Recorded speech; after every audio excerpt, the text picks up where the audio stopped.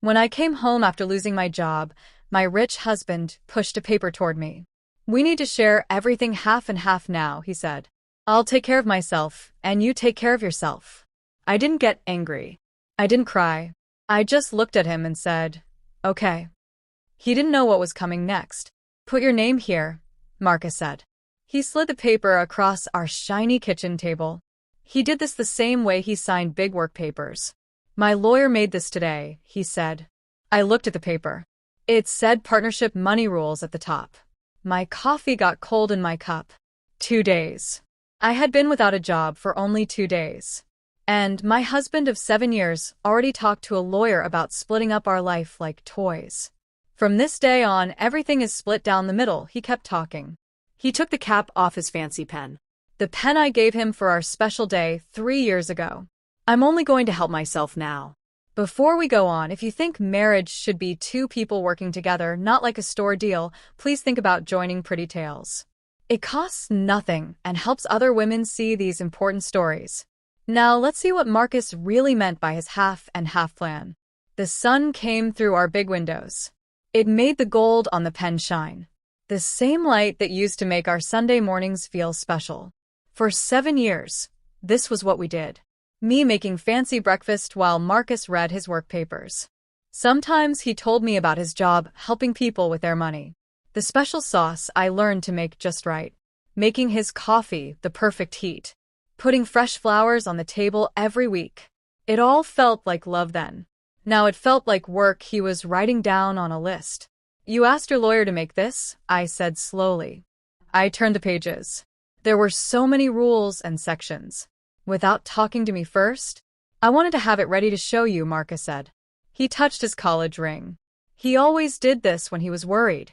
I noticed it on our first date long ago. This way is faster. Faster. Everything in Marcus's world was about being quick and getting the most done. That's what made him so good at his money job. And so bad at knowing why I was looking at him like he had 2 heads. The paper was very complete. I'll give him that. It split the rent payment, the electric bills, food money. There was even a math problem for figuring out how much space we each used in the apartment. My husband had turned our marriage into a math sheet. This happened while I was still sad about losing my job at Sterling Trust Company. Monday morning started like normal. I kissed Marcus goodbye. I drove to work. I got my usual sweet coffee from the cart outside. By lunchtime, I sat in Susan's big office. She told me the company needed to make changes. We both knew the real truth. The new boss wanted his son to have a good job. And I was the one who had to leave, so he could have mine. "I need time to think about this," Susan said. She couldn't look at my face. She pushed the leaving papers across her desk. "You're really smart, Jade. This isn't about how well you work." But how well you work was all that mattered to Marcus, it seemed. "When did you decide this?" I asked. I put the paper down carefully. I wanted to crumple it into a ball. "It's been in my mind for some time," he said. He finally looked up from his phone. "Your job ending just made things clear. My dad always said depending on someone makes you weak." His dad, Robert Chambers. He was a man who started a big company. He worked so hard that he died at his desk when he was 55. He left Marcus lots of money. But he also left Marcus unable to see that people have worth even without money. I thought about Tuesday night when I finally told Marcus I lost my job. He was in his workroom at home. 3 computer screens showed numbers and charts. I stood in the doorway. I felt like a stranger in my own home. I watched him look at money numbers. "I don't have my job anymore," I said. His fingers stopped typing for just 2 seconds. Then he kept typing. "Yesterday?" "When?" "They gave me 2 weeks of pay," I told him. That's when he turned around. His face didn't show any feeling. "Don't worry. We'll think of something." But even as he said it, I watched him pull up our bank account on his middle screen. He was figuring out how long my last paycheck would last. He poured himself an expensive drink. The bottle cost more than most people pay for their home in a month. Then he said he had a quick work phone call. The call lasted 2 hours. I sat alone in our living room. I looked out the big windows at the city lake. I wondered when my not having a job became something to fix instead of something to help me feel better about. Now, 3 days later, he gave me a paper that made our 7-year marriage into a list of things and rules. What about Saturday? I asked. At Rose's restaurant when you said we were partners? Saturday dinner was his idea. A chance to make a plan, he said. I wore the blue dress he loved. The one that made me feel strong even when my work life was falling apart. He asked for an expensive bottle without asking what I wanted. For the first time in 7 years, he didn't ask what I liked. While other couples held hands across pretty tables, Marcus started talking about changing our home life to work better. His work words for destroying everything we built. We are partners, he said now. He tapped the paper. Equal partners. That's what this makes sure of. I looked at my husband. Really looked at him. His perfect hair. His expensive suit even though it was Sunday. His face that looked a little annoyed, like I was a difficult customer who wouldn't listen to reason. When did he become this person? Or was he always this person, and I just loved him too much to see it? You know, I worked with money checking at Sterling, I said quietly. Something changed on his face. Worry, maybe fear. But he fixed his face quickly. What does that have to do with this? Just remembering what I'm good at, I said. I picked up the pen. His pen. My gift to him when we still gave each other presents that meant something more than how much they cost. Since I'm about to take care of myself now. I signed the paper with a big signature that would have made him proud if he was paying attention to anything except winning. Jade Chambers, I wrote in perfect writing. The last time I would ever sign that name. There, I said. I slid it back across the shiny table. The table we picked together in France on our honeymoon. We were so happy and full of hope then. Equal partners. Marcus smiled. He was happy. He already turned back to his phone. He didn't see me taking pictures of every page with my phone. He didn't see me thinking about everything we owned, every bank account, every hidden money move I pretended not to know about. He really didn't see me texting my sister Lily. You were right. It's happening. Because while Marcus thought he was changing our marriage, what he really did was start a war. And he just gave me the map for exactly how to win it. Lily's text came back right away. Finally showing who he really is. Write everything down. My sister never trusted Marcus. Not since she met him at our party, when we said we'd get married. He corrected how she said a fancy word in front of everyone. I put my phone away and went to the bedroom. But I couldn't sleep. My mind kept seeing the signature, the paper, the cold look in Marcus's eyes. At 5 a.m, I stopped trying to sleep. I got out of bed quietly. Marcus's side was already empty. The sheets barely looked slept in. Through the closed door of his workroom, I could hear his voice. He sounded smooth and sure. He was talking to people far away about money and business. Sunday morning, and he was already working for 3 hours. I walked to the kitchen. I needed coffee to help me think about what my life had become. Marcus's computer sat open on the counter. He must have been working there before his phone call. The screen was still on. I'm not proud of what I did next. But I'm not sorry either. The math sheet was called Home Changes after Jade job loss. My not having a job was turned into short letters. Like I was just a line in his work reports. The columns were very neat. Before Jade lost job showed my pay, our bills together, what part one paid. After job loss math figured out exactly how much of a money problem I'd become. He even made guesses for different things that might happen. If I found work in 3 months, 6 months, 1 year. The last column made my stomach feel sick. Best time to fix this. He was figuring out how long before he could say it was okay to leave me. I took pictures of every worksheet, every number, every cold measurement of my worth. Then I saw another tab. LC Help Services. Monthly payments of $2,000 going back 5 months. Lisa Claire Morgan. She was his 26-year-old helper at work. The woman who texted him about urgent work stuff at 11 at night. The phone call kept going through the door. Marcus laughed at something. That practice laugh he used with work people. I closed his computer and got to work. By the time he left for tennis at 9, his Sunday morning thing with David Richardson and 2 other college friends, I had changed our dining room into my planning center. The office store had opened at 8. I was their first customer. I bought plastic sheets to protect papers, colored folders, and enough supplies to look like a law office. Going to the club, Marcus said.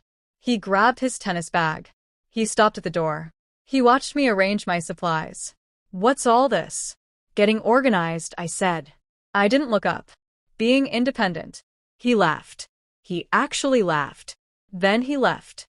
The second his fancy car left our garage, I got serious. 7 years of marriage meant 7 years of money papers, tax forms, saving statements, credit card bills. Marcus thought he was smart with his hidden money, but checking money carefully had been my special skill. Finding money was what I did.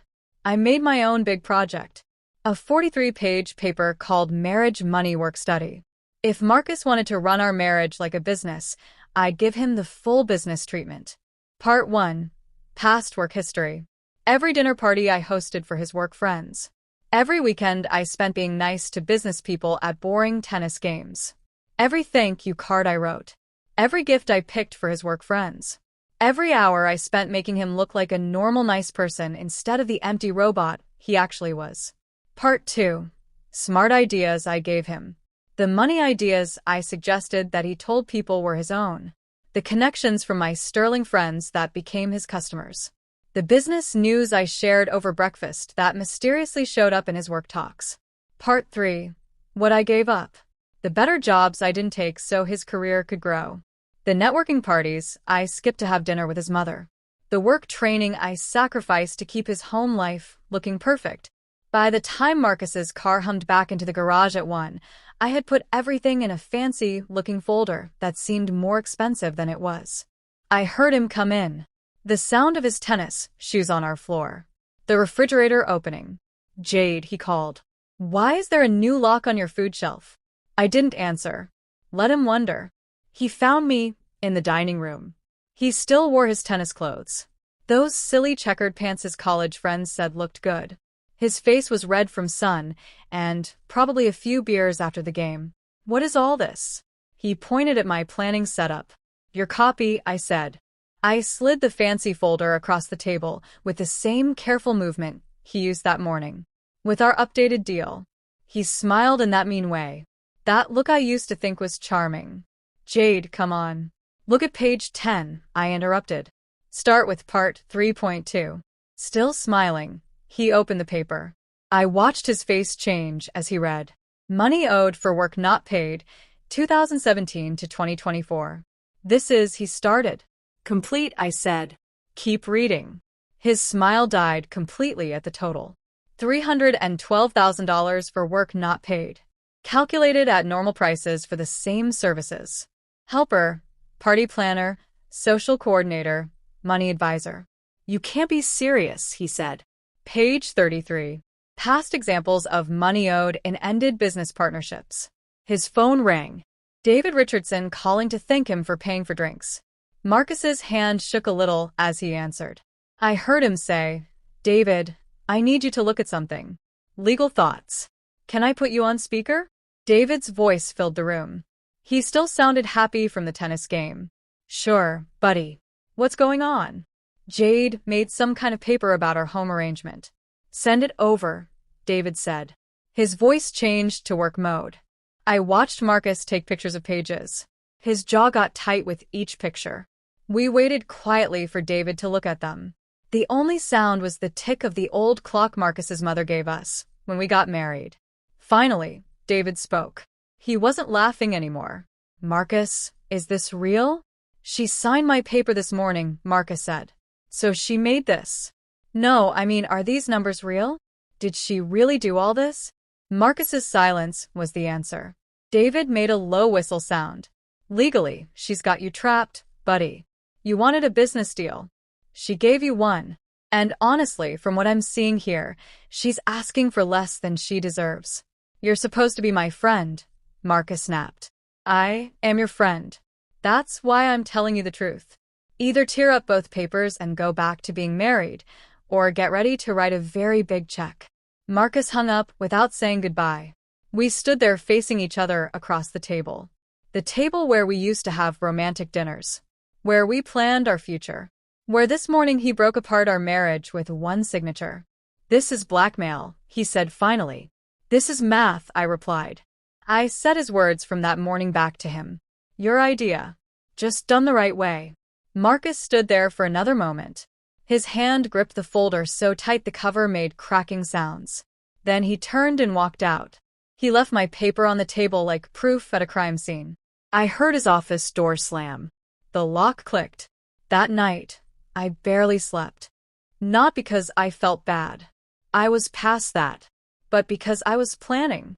Marcus thought he was the smart one. The chess player. The one who saw 3 moves ahead. He didn't know I'd been watching him play for 7 years. Learning every move, every tell, every weak spot. At 3 in the morning, I walked to the living room with my computer. Our smart home system was Marcus's favorite thing. A $40,000 investment in automated everything. The future of living, he called it. He spent weeks programming routines and zones. Now it would be the battlefield. The Master Control app was still logged into my phone. Marcus never thought to take away my access. Why would he? I'd never showed interest in his technical toys before. It took me 3 hours and several help videos online. But by morning, I had reprogrammed everything. Jade Zone and Marcus Zone were born. My zones ran on new passwords. Face and fingerprint locks that only knew my face and fingers. His zones kept his old access. But with some creative limits I built in. The beauty was in the overlap areas. The spaces we supposedly shared equally. Those would need both our permissions to work. I was back in bed, pretending to sleep when Marcus's alarm went off at 6. I heard him walk to the bathroom, yawning. Then silence. Then a quiet curse. The shower wouldn't start. That's his problem. Jade, he called. Something's wrong with the shower. Mine works fine, I said. Try resetting your code. More cursing. The sound of him pushing buttons on the control screen. Finally, the shower started. But only cold water. I'd limited his hot water to saving mode between 6 and 7 in the morning. Energy saving, after all. By the time he made it to the kitchen, still shaking from cold, I was already there with my coffee. I was reading news on my tablet. The coffee maker won't connect, he said. He stared at the machine like it betrayed him. That's in my zone now, I explained. Would you like to buy a cup? I'm offering a special price. Only $7 for good coffee. His face turned red. This is ridiculous. This is the half and half deal you wanted. Equal division of things. I took a long, happy sip of my coffee. Your coffee maker is in your office. He stomped to his office. I heard the cheap coffee machine I bought him starting up. $20 at the store. It seemed right. Sunday came with Lily's visit.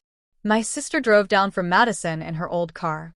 She parked it next to Marcus's fancy car in our garage. The difference was perfect. Everything about our situation shone in 2 cars. Oh my. Lily stopped mid-word as she entered our apartment. The living room had 2 different lighting styles. My side glowed with warm yellow tones from the smart bulbs. Marcus's side was lit in cold business blue. A clear line divided the space where our zones met. Jade, what have you done? I made Marcus's vision real, I said. I hugged her. Come on. Let me show you my side. Lily followed me through the apartment. Her teacher salary feelings were clearly bothered by every surface. When we got to the kitchen, she saw the digital locks on the refrigerator sections. You're joking, she said. He ate my meal prep at 2 in the morning, Wednesday night. $50 worth of healthy food, gone. I showed her the security video on my phone. Marcus in his underwear, lit by refrigerator light, eating my carefully measured containers. This isn't healthy, Lily whispered. But then I showed her my bank statements. The joint account Marcus had emptied to protect money. My leaving pay that had mysteriously needed to cover surprise house costs. The credit card he canceled without warning. Oh, honey, she said. Understanding showed on her face. He's trying to force you out. He's trying to break me, I corrected. But he forgot I learned from the best. Monday morning, I decided to record Marcus's self-care journey. He said he was going food shopping. A first in our 7-year marriage. I waited 10 minutes. Then I followed. Whole Foods on a Monday was packed. Perfect cover. I kept my distance. My phone quietly recording as Marcus wandered the vegetable section like a lost tourist in a foreign country. He stood in front of the strawberry display for 5 full minutes. He held a small box marked $24. "Excuse me?" he asked a teenage worker putting out apples. "Is this the normal price for strawberries?" The kid looked at the box, then at Marcus in his $800 sneakers. "It's organic, sir. And from far away. But $24? You could try regular strawberries," the worker suggested. "They're $7. Marcus put the expensive box in his cart anyway. Image over money sense. Even now, the meat counter was worse. He ordered 7 pounds of fancy beef. He didn't understand the price was for each pound, not the total. The meat cutter's eyebrows went up, but he wrapped it anyway. Marcus added truffle salt, $40, aged vinegar, $55, and something called heritage grains, $28. I guarantee he couldn't explain what that was. His total was $396 for one person for 1 week. I was already home when he returned. He struggled with his bags. "Need help?" I offered sweetly. "I've got it," he grunted. He dragged expensive food to his side of the kitchen. Everything went into his marked areas, including the freezer section I'd marked with digital tape. Tuesday morning was beautiful. Marcus had an 8 o'clock breakfast meeting with German investors. Very important for his company's growth. He woke at 6. He showered, still cold. He went to make breakfast. I watched from my computer camera as he opened his refrigerator section. The fancy beef was there, raw and expensive. The heritage grain sat unopened. The truffle salt looked pretty on his shelf. He tried every password on my locked section, where my ready breakfast sandwiches waited. Jade, 1234. Anniversary, 2017. Even I love you, which made me laugh sadly. Finally, at 7:45, he ordered delivery food. $78 for eggs, toast, and coffee. Delivered at 8:20. His investors had already been waiting 20 minutes. That evening, I found him eating cereal for dinner. The fancy beef had gone bad. He didn't know it needed to be used within 2 days of buying it. $396 of food, I said. "And you're eating cornflakes?" He looked up at me. For a moment, I saw something break in his mask. Not enough to matter, but enough to know the war was working. He set down his spoon, the cornflakes getting mushy in the milk. For a second, neither of us spoke. Then he pushed back from the table. He walked to his office without a word. He left his bowl right there on the counter. His side of the counter, technically. But still, old habits are hard to break. I cleaned up his mess anyway. Seeing dirty dishes bothered me more than making a point. That's when I noticed his credit card statement on the counter, partly hidden under his work newspaper. He'd been looking at costs, probably trying to figure out where all his money was going now that he was buying $35 honey and truffle salt he couldn't say right. One line caught my eye. LC Help Services, $2,000. The same charge showed every month going back 5 months. $2,000 monthly to a help company I'd never heard of. While he'd been telling me we needed to spend less because of business problems. I took a picture of the statement and went to my computer. The address for LC Help Services wasn't a business building or office complex. It was the Skyline, a fancy apartment building downtown where small apartments started at $3,500 a month. My money-checking brain kicked in hard. This wasn't about revenge anymore. This was about truth. I pulled up business records, company registrations, tax papers. LC Help Services had been registered 6 months ago. The managing person, Lisa Claire Morgan. Lisa, his helper at work. 26 years old. Smart business degree. Long legs. And a habit of texting Marcus about urgent matters at bad hours. I dug deeper. The company had a website. If you could call 3 blog posts about making your dreams come true through smart thinking a website. The last post was 3 months old. Some help company. That's when everything clicked. The late nights at the office. The weekend emergency meetings. The way he suddenly kept his phone protected. Keeping it face down during dinner. Taking it into the bathroom during showers. I was building a new spreadsheet. Strange money activity. When the universe decided to give me a gift. It was Wednesday night, 11:43 according to my computer clock. Marcus was in the shower. His phone was charging on his nightstand. The water was running full blast. He'd figured out how to get around my hot water limits by showering at night. His phone lit up. A text notification. I shouldn't have looked. But then again, he shouldn't have been paying for his helper's apartment while making me record every cent I spent on food. Can't wait to see you tomorrow, sweetie. From Lisa Morgan. The water was still running. I grabbed my phone and took a picture of his screen, making sure the time was visible. Then I opened my proof folder. Yes, I had a proof folder now. I filed it under Exhibit A. Heart money misuse. The shower stopped. I quickly went back to my side of the bed. I pretended to read on my e-reader. Marcus came out in his soft cotton robe. The one I bought him for Christmas last year, when I still believed we had a marriage worth saving. Who texted? I asked casually. He looked at his phone. I watched his face change. Just a flash of panic before the mask came back. Work thing. Singapore markets. Singapore markets at midnight, I thought. Sending heart emojis. Busy day tomorrow? I asked. I turned a page I hadn't read. The usual. Some meetings.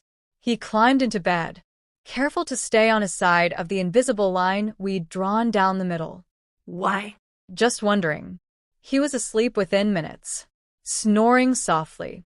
I lay there in the dark, planning my next moves. Lisa wanted to see him tomorrow. Fine. Maybe I'd do some seeing of my own. Thursday morning, Marcus left early. He mumbled something about breakfast with work friends. I waited until his car disappeared into traffic. Then I called in a favor from Janet, my old friend from Sterling who now worked in the same building as Marcus's company.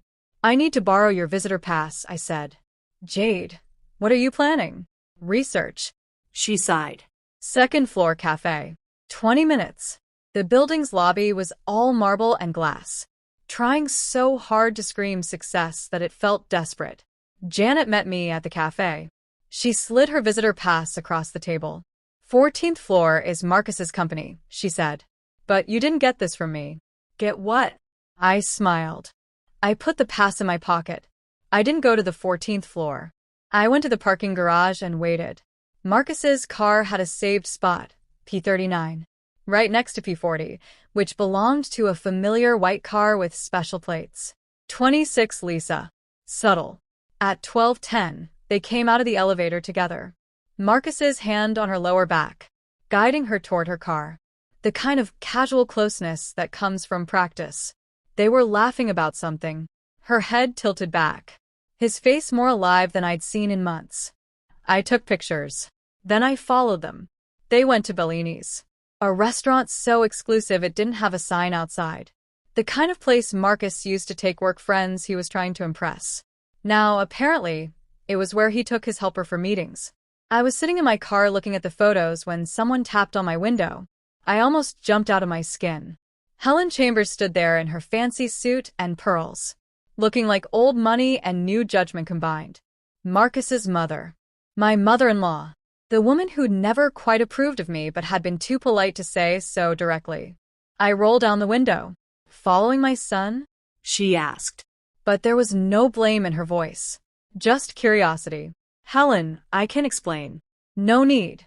She opened my passenger door and slid in. She brought with her a cloud of expensive perfume. I was at Bellini's myself. Library board lunch. Imagine my surprise seeing Marcus with his helper. We sat quietly for a moment. I know about Lisa, dear, Helen said finally. Have known for months. My stomach dropped. Why didn't you tell me? She turned to look at me directly. Because Marcus's father had his own Lisa once. Her name was Rebecca. 24. Marketing helper. Thought she was in love. Helen's smile was sharp as winter. I handled it differently than you're handling this. What did you do? I stayed quiet. Played the perfect wife. Let him have his fun. She touched her pearl necklace. Then Rebecca got pregnant. Robert paid her to disappear. But the damage was done. The board found out. His reputation never recovered. I'm sorry, Helen. Don't be. I got everything in the end. The houses, the savings, the company's shares. She studied me with new interest. But your way. All this recording, the papers, the digital warfare. Lily told me about. Lily talk to you? She called yesterday. Worried about you. But I told her not to be. Helen smiled. And for the first time since I'd known her, it reached her eyes. Your way might work better. Certainly more interesting. She opened her purse and pulled out a small drive. What's this? Security videos from the Chambers building. 5 months worth. Amazing how often Lisa had to work late. How often Marcus had to watch her. She pressed it into my hand. Call it a wedding gift. 7 years delayed. I stared at the small drive in my hand. This tiny piece of plastic that felt heavier than my wedding ring ever had. Helen was still watching me. Her face unreadable behind those perfectly applied cosmetics that probably cost more than most people's car payments. Why are you helping me? I asked. Because, she said. She checked her expensive watch. Marcus is making the same mistakes his father made, but with less style and even less care. At least Robert had the sense to be quiet. She opened her door, then paused. I'm coming for tea tomorrow. Have green tea ready. She left me sitting there, holding proof I hadn't even asked for. From a woman who'd spent 7 years making me feel like an outsider in her son's life. Friday afternoon, Helen arrived exactly at 2, wearing a different fancy suit, but the same expression of mild disappointment she'd perfected over decades of charity boards and country club politics. Marcus was at the office, or wherever he actually spent his afternoons now. Green tea? I asked, already knowing the answer. Please. I went to the kitchen and came back with my laminated price list. The one I'd made after Marcus's half and half announcement. That'll be $10.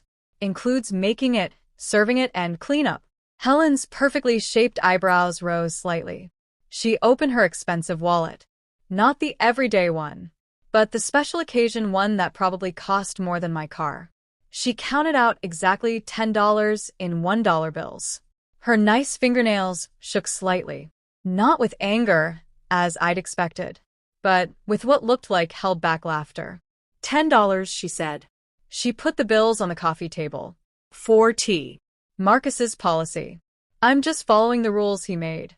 Indeed. She kept eye contact with a look that could freeze champagne. Make the tea, dear. We need to talk.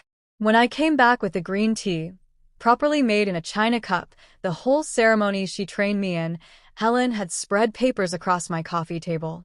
Old papers, yellowed at the edges. Some handwritten in fountain pen. 1985, she said. She lifted a credit card statement. Robert started his own changing of our marriage. Said I'd become too dependent. Too comfortable. Sound familiar? I sat down, careful not to disturb the papers. The statement showed charges to hotels, restaurants, jewelry stores. None of them for Helen. Rebecca, Helen continued, was 24. Marketing helper at his company. Blonde. Ambitious. Thought she was special. She sipped her $10 tea. They always think they're special. How did you find out? Credit card statements first. Then private investigator. This was before cell phones, dear. Following people took real skill. She pulled out a thick folder with photographs and reports. Cost me $4,500. But worth every penny. The photos were grainy but clear enough. Robert Chambers looking exactly like an older version of Marcus, with a young woman who could have been Lisa's older sister. What did you do? I asked. Nothing at first. I let him think he was clever. Let him make mistakes. And he did. So many mistakes. She smiled, sharp as winter moonlight. Then I started moving money. Moving money? Robert thought he controlled our money. He was the businessman after all. But I'd been managing my father's money since I was 19. I knew more about offshore accounts and protecting money than Robert ever bothered to learn. She pulled out another paper. By the time he asked for a divorce, I'd already moved 65% of our cash into trusts he didn't know existed. That's brilliant. Mean necessary. Helen shrugged. It was survival. But you're doing something different. Something smarter. She pulled out a thick legal paper. Pages tagged with colored tabs. This is Robert's marriage agreement template. The one Marcus used for yours with changes. I took the paper. scanning through familiar language until she pointed to a specific section. Section 15B. Robert insisted on this. Money lies affecting marriage money. He thought it would protect him if I ever hid money. Her laugh was bitter. Instead, it became his downfall. Rebecca got pregnant. He paid her to disappear. That payment was money lies affecting marriage money. And Marcus kept this rule. Changed it. Made it even stronger. Helen turned to the marked page. Any hidden money move over $4,000 that affects marriage money or stability can trigger immediate loss of claims. $20,000 to Lisa over 5 months. All recorded.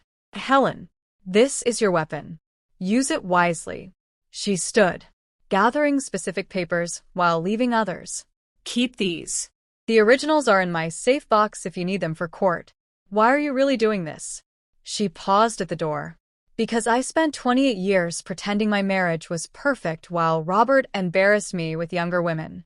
You're not pretending. You're fighting. And frankly, she smiled again. That sharp winter smile. It's about time someone in this family fought back properly. After she left, I went to Marcus's home gym. His special space where he pretended to work out while actually taking work calls. Helen's words echoed. Check everywhere. His gym bag sat in the corner. The expensive leather one I'd given him last birthday. I emptied it carefully. Protein powder, earbuds, spare clothes. And there, tucked in an inside pocket, a small digital recorder. My hands shook as I played it back. Marcus's voice, clear and confident. She's been unstable since the job loss. Crying all the time. Not sleeping. Making these wild accusations about affairs. Then Lisa. We need to be careful.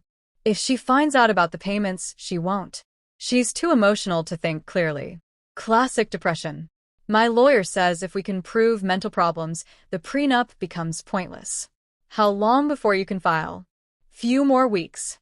Let her keep playing with her spreadsheets and locks. The more crazy she acts, the better. For us. Lisa laughed. That tinkling fake sound. Poor thing. She really has no idea. None, Marcus agreed.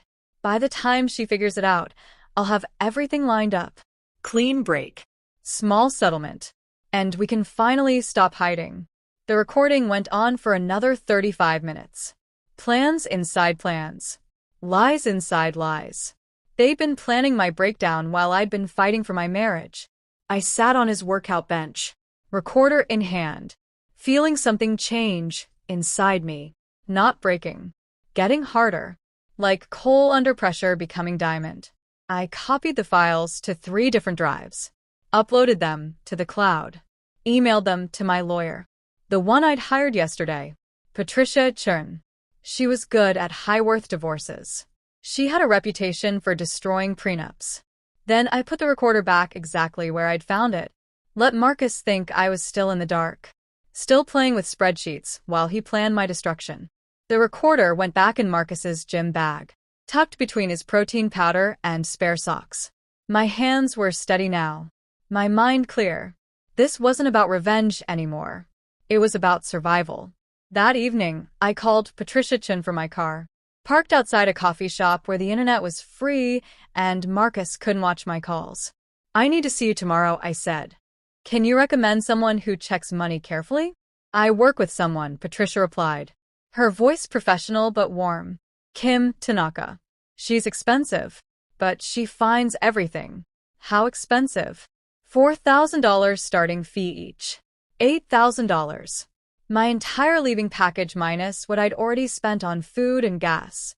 Marcus thought I was using it for the therapy he'd been suggesting. You seem stressed, Jade. Maybe you should talk to someone about your problems adjusting. Book them both, I said. Tomorrow, if possible. The law offices of Waters and Partners took up a corner space in a building that screamed old money and older secrets. Rachel Waters herself met me in the lobby. 60-something. Silver hair, in a power style. Wearing a suit that probably cost more than my monthly house payment. Patricia says you have an interesting case, she said. Leading me to a meeting room where Patricia Chun waited with another woman. Kim Tanaka, I guessed. I spread everything on the table. The contracts. The flash drive from Helen. The recordings. The financial papers. My own detailed spreadsheets tracking 7 years of unpaid work. Rachel whistled low. He actually signed this half and half agreement? His idea. Had his lawyer make it. And these recordings? Found them yesterday. He's been planning to claim I'm mentally unstable. Kim was already deep in the financial statements, her fingers flying across her calculator. These LC help payments. They're just the beginning. Look here. She pointed to a series of transfers. He's been moving money for 18 months. Island accounts. Swiss numbered accounts. Not illegal, but definitely breaks any reasonable understanding of money honesty in a marriage. Can you trace it all? Give me a week, Kim said. Maybe less. Patricia pulled up Marcus's company website on her computer. Chambers Capital. His father's company. Marcus is a senior partner now, I said. And Lisa Morgan is listed as executive strategic consultant, Patricia noted. Interesting title for someone with 3 blog posts about making dreams come true.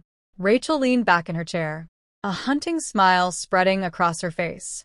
The prenup has a money lies rule. Section 15B. Any hidden money move over $4,000 that affects marriage money triggers loss.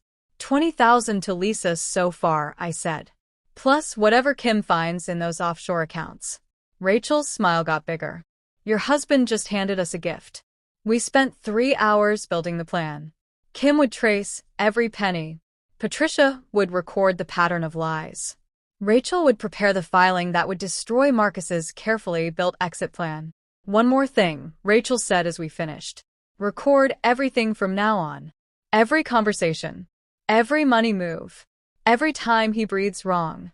And Jade. Be careful. Cornered animals get dangerous. Sunday morning, Marcus left for Chicago. A weekend conference, he claimed. Though I'd seen the hotel confirmation email on his phone. The Grand Hotel. 2 rooms booked. LC help must need extensive strategic consultation. An hour after his car disappeared, the doorbell rang. Lisa Morgan stood in my hallway. All 5'9" of her. Wearing designer jeans and confidence like armor. I need to get some work files from Marcus's office, she said. Already stepping forward like she owned the place. He's in Chicago, I said. Not moving from the doorway. I know. He gave me permission to come. No. She blinked. Clearly not used to being refused. Excuse me? No. You can't come in. If Marcus wants to give you files, he can do it himself. At the office. During work hours. Her perfectly shiny lips got tight. You don't understand. These are important papers for Tuesday's meeting. Then Marcus should have remembered them. I started to close the door. She put her hand against it, forcing it open. Look. I don't think you understand the situation here. I pulled out my phone. Already recording. Explain it to me. Maybe it was my calm voice. Or maybe she was just that confident. But Lisa stepped closer, lowering her voice to a whisper that my phone still caught perfectly. Marcus promised me this place would be mine soon. So maybe you should start packing now. Save yourself the embarrassment later. How soon? I asked, keeping my voice steady. Few weeks. Maybe less. Depends how quickly his lawyer can prove you're unfit. She smiled. All teeth and no warmth. The crying. The paranoid behavior with the locks and contracts. It's all recorded. Mental problems from job loss. Classic case. Is that what Marcus told you? It's what everyone can see. She stepped back, happy with her threat. I'll tell Marcus you were difficult again. I let her get to the elevator before calling out. Lisa. She turned. One eyebrow raised. Check your email.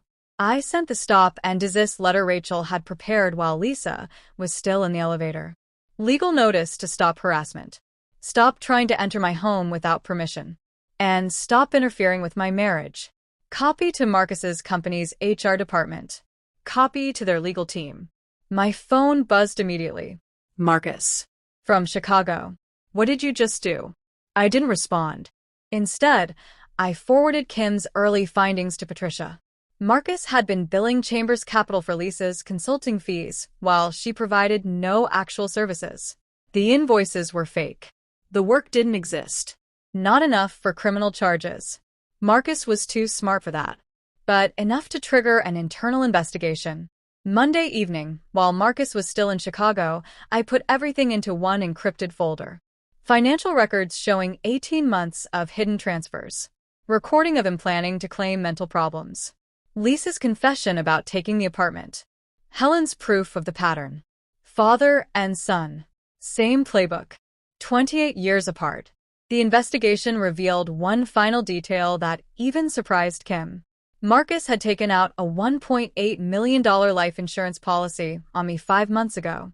I was unemployed, supposedly unstable, and worth more dead than divorced. Rachel called that evening. We file tomorrow. Be ready. I sat in my divided living room, my warm lights glowing against his cold blue ones.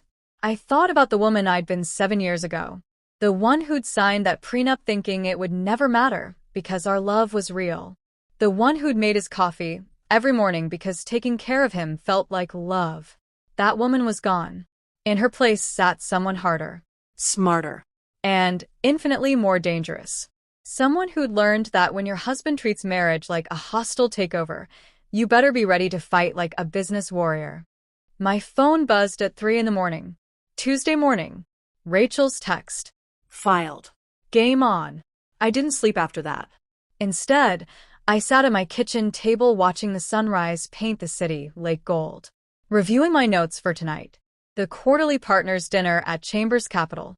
The one event where spouses were not just invited but expected. Marcus had forgotten to remove me from the guest list. By the time Marcus stumbled into the kitchen at 7, I was already dressed. Not for war, but for victory. The black designer dress I'd bought myself after my last promotion at Sterling. The one Marcus said made me look too powerful for social events. Coffee's not working again, he muttered, jabbing at his machine. Try reading the instructions, I suggested. Applying lipstick in the hallway mirror. I hear taking care of yourself builds character. He glared at me, then noticed the dress. Where are you going? Work meeting, I lied smoothly. Potential consulting opportunity. He grunted, still fighting with the coffee maker. That's when the doorbell rang. I'll get it, I said. But Marcus was already at the door, probably expecting Lisa with his morning files. Instead, a process server stood there, looking bored and official. Marcus Chambers? Yes. You've been served. The man handed Marcus a thick envelope and walked away without another word. Marcus tore it open right there in the doorway, still in his robe, his face cycling through confusion, disbelief, and finally rage. You're divorcing me? He held up the papers like proof of my betrayal. You wanted a business ending, I said, adjusting my earrings. I'm giving you one. He flipped through the pages, his face getting whiter with each section. 312,000. You're insane. That's just the owed pay. Wait till you see the penalties for money lies. Page 43, if you're curious. His hands actually shook as he found the page detailing the LC help payments, the offshore accounts, the life insurance policy he'd taken out on me. How did you? Money checking was my special skill. Remember? Or did you forget everything about my career the moment I lost my job? His phone started ringing, then pinging, then buzzing with the intensity of a swarm of angry bees. Word was already spreading. That evening, I arrived at the Grand Plaza's ballroom 20 minutes after drinks started. The Chambers Capital quarterly dinner was in full swing. 50 partners and their spouses pretending to enjoy each other's company while calculating each other's net worth. I found Richard Chambers, the managing partner and Marcus's cousin, standing near the bar with his wife. Richard had inherited his father's position and his grandfather's nose for scandal. Jade, he said, Clearly surprised. We didn't think you'd come. Wouldn't miss it, I said, pulling an envelope from my clutch. Actually, Richard, could we speak privately? It's about Marcus. His wife excused herself immediately, the kind of woman who knew when to disappear. Richard led me to a corner, his expression already tired. This is about the divorce papers, he said. This is about stealing, I corrected, handing him the envelope. LC Help Services. $2,000 monthly for 5 months. Fake invoices. No services given. The consultant in question is better known for other services she provides to Marcus. Richard opened the envelope, his face getting hard as he read Kim's forensic analysis. The fake invoices. The proof that Lisa had never provided any actual consulting work. This could destroy the company's reputation, he said quietly. Only if it becomes public, I agreed. Which depends entirely on how the partners handle it. Across the room, Marcus had just arrived with Lisa on his arm. Bold move. Bringing his mistress to a partner's dinner while still technically married. Several wives noticed immediately, their whispers spreading like wildfire. Richard looked from the papers to Marcus to me. What are you asking for? Nothing from the company.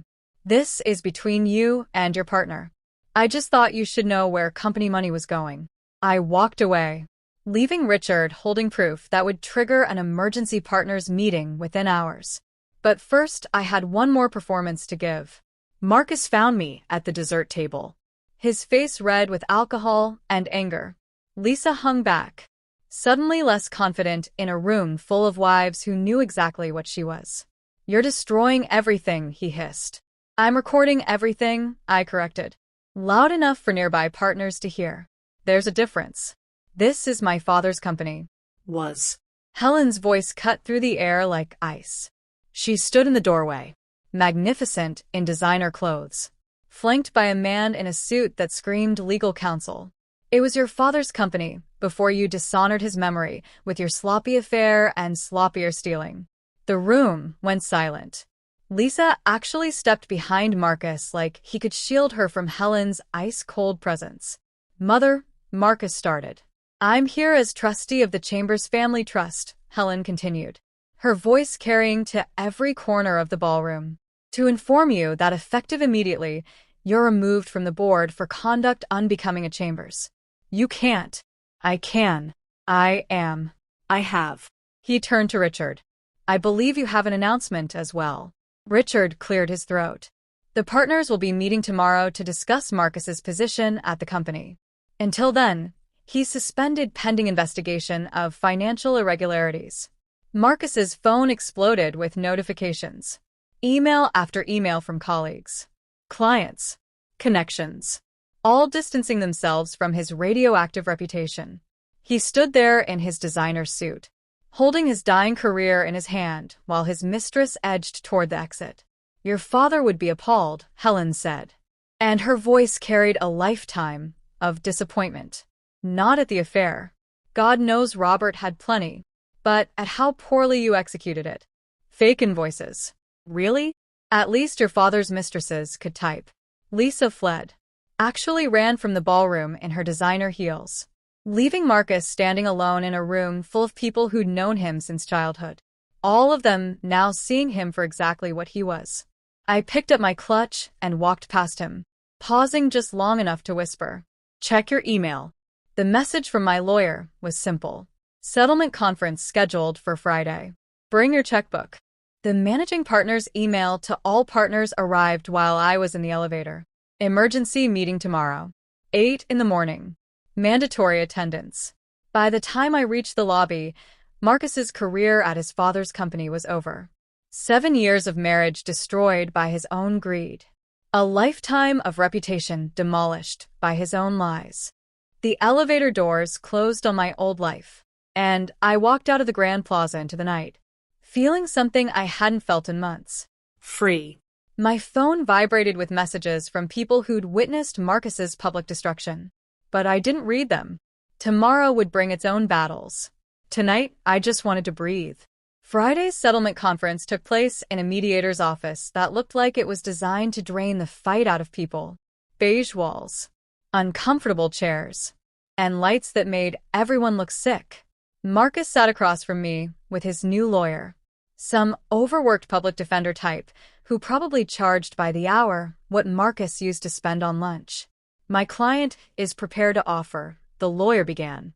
My client's terms are non-negotiable, Rachel interrupted, sliding our demand across the table. The penthouse, half of all money including offshore accounts, and $312,000 in owed pay. Marcus's lawyer whispered urgently in his ear, probably explaining that a public trial would expose the stealing. The affair. The life insurance policy. Everything. This is extortion, Marcus said. His voice weak. He'd lost weight. His suit hanging loose on his frame. This is math, I said, using his favorite phrase one last time. Sign it or we go to trial. He stared at me across the table. For a moment, I saw the man I'd married. Brilliant. Confident. Convinced the world was his to conquer. Then that man crumbled. He picked up the pen with a trembling hand. His signature was shaky. Nothing like the bold strokes he'd used on our marriage contract. As he signed away the penthouse, the money, the life he'd built on his father's wealth and my invisible work, I felt nothing. No victory. No sadness. Just a hollow recognition that 7 years had come down to this. Signatures on paper. Just like they'd begun. 3 months passed in a blur of boxes and paperwork. I kept the penthouse but redecorated, removing every trace of Marcus's cold style. Lily helped, bringing warmth with second-hand furniture that had actual character. Plants that made the space feel alive. Artwork from local artists instead of investment pieces. One morning, Lily texted me a screenshot from Lisa's social media. I was drinking coffee from a mug that said worlds, okay, ex-wife. Lily's housewarming gift. When I read Lisa's post, it said, dating in the city is impossible. This guy actually invoiced me for half our dinner date. He calculated tax and tipped down to the penny. Then charged me for his gas to pick me up. Why are men so cheap? Hashtag dating nightmare. Hashtag city men. Hashtag splitting bills is not romantic. I laughed until my sides hurt. Then screenshot it from my karma folder. Lisa had found her equal. Someone who treated relationships like transactions. The comments were even better. Full of women sharing similar stories. Missing the irony completely. That screenshot became the inspiration for my next chapter. I'd been surviving on the settlement money. But surviving wasn't enough anymore. I wanted to build something. Equal means everything launched 5 weeks later. Not a law firm, but a consulting service helping women recognize and record financial abuse in marriages. My website went live on a Wednesday. By Friday, I had 14 inquiries. My first real client came through Helen of all people, Senator Catherine Walsh, whose husband controlled every penny while she ran his campaigns, raised his children, and smiled for his photo ops. She sat in my home office, formerly Marcus's gym, crying into tissues while showing me 18 years of financial manipulation. He says it's for tax purposes, she explained. But I can't even buy groceries without his approval. Let me show you something, I said, pulling up my own documentation. This was my marriage. This is how I proved it. This is how you build your case. Catherine became my success story. Within 4 months, she had her own accounts, her own credit cards, and a post-nuptial agreement that would make Marcus's prenup look like a kindergarten contract. Word spread through Helen's country club network faster than gossip at a junior league luncheon.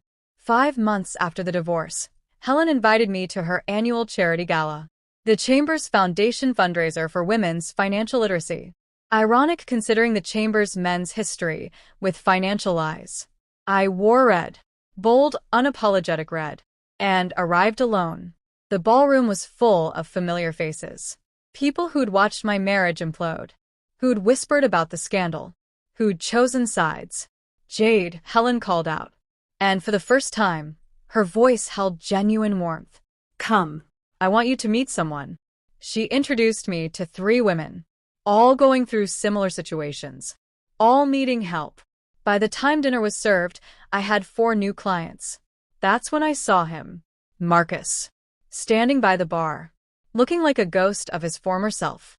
Thinner. Older, wearing a suit that had seen better days. He was working at Morrison and Associates now, a small company that handled personal injury cases. Lisa was nowhere to be seen. He approached slowly, like someone approaching a wild animal. Jade. Marcus. You look. He paused, Searching for words. happy. I am. He stared at his drink, swirling the ice. I understand now what I did. How I treated you. Understanding and experiencing are different educations, I said simply. He nodded. started to walk away, then turned back. The company you started. Equal means everything. It's good work. Yes, I agreed. It is. Helen appeared at my elbow as Marcus disappeared into the crowd. They're about to announce the Community Impact Award, she said, guiding me toward the stage. The Chambers Foundation is proud to present this year's Community Impact Award to Jade Matthews, the announcer said, using my maiden name that I'd reclaimed, for her work with Equal Means Everything, providing free financial abuse consulting to women in need. I stood at the podium, looking out at the sea of faces. Some friendly, some curious, some calculating their own marriage's values. Helen stood in the front row, and when she smiled at me, she mouthed a single word. Daughter. Financial abuse doesn't always look like control, I said into the microphone. Sometimes it looks like equality. Sometimes it's disguised as fairness. Sometimes it comes with a spreadsheet and a laminated contract. But abuse is abuse, whether it's calculated in dollars or delivered in bruises. The room was silent. Equal means everything, I continued. Not equal division, but equal worth. Equal respect. Equal partnership. That's what we help women find. Not just their financial freedom, but their understanding that they deserve both love and respect. Not one or the other. The applause was genuine. Warm. Real. As I walked back to my table, award in hand, I caught a glimpse of myself in the ballroom mirror. The woman looking back wasn't the one who'd signed that contract with Marcus's expensive pen. She wasn't the one who'd made his coffee every morning for 7 years. She was someone entirely new. Someone who'd learned that the best revenge isn't destroying someone else. It's building something better from the ashes they left behind. My phone buzzed. Another inquiry through my website. Another woman needing help. Another chance to turn someone's half and half nightmare into a new beginning. I smiled, thinking about Marcus in his small apartment, probably eating takeout from containers. Finally experiencing the self-care he'd preached. Me? I was experiencing something better. Freedom. If this story of calculated revenge had you glued to your screen, hit that like button right now. My favorite part was when Jade charged Helen $10 for tea service. Watching Marcus's mother count out exact change with trembling fingers. What was your favorite moment of sweet revenge? Drop it in the comments below. Don't miss more captivating stories like this. Subscribe to Pretty Tales and hit that notification bell so you never miss an upload.